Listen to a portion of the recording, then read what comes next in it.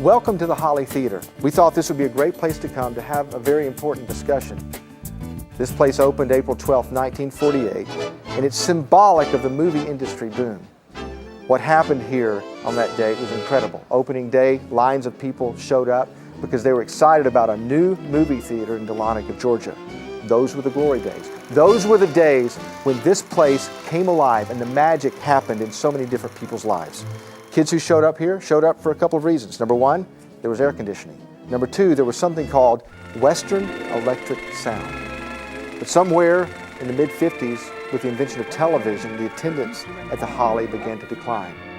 And, as you would suspect, over time, the next 2 decades, the Holly ultimately in 1970 closed its doors and became a dilapidated, rundown building. For nearly 2 decades, people would drive by the Holly and they watched as it became an eyesore in the community. And they watched as all of a sudden it became a place infested with rats and pigeons.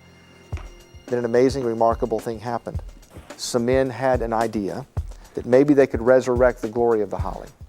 They even believed that some of the magic that existed in the Holly, that they had seen in their childhood, and that they had seen as they grew up, could still be somehow recaptured. And guess what? They decided to do a very remarkable thing.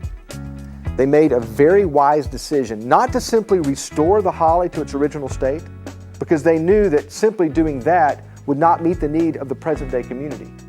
Instead, they decided to turn the Holly into a community arts center and a children's theater. In other words, they really believed that the Holly, which had once been a place of influence, could be a place of influence again. I like the story of the Holly because I think the story of the Holly parallels with the story of the church.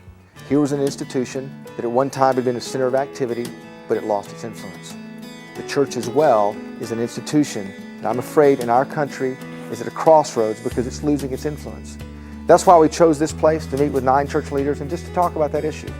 And what are the ways that we can rediscover, to reinvent the church so that it can continue to be the light that it's supposed to be in a generation.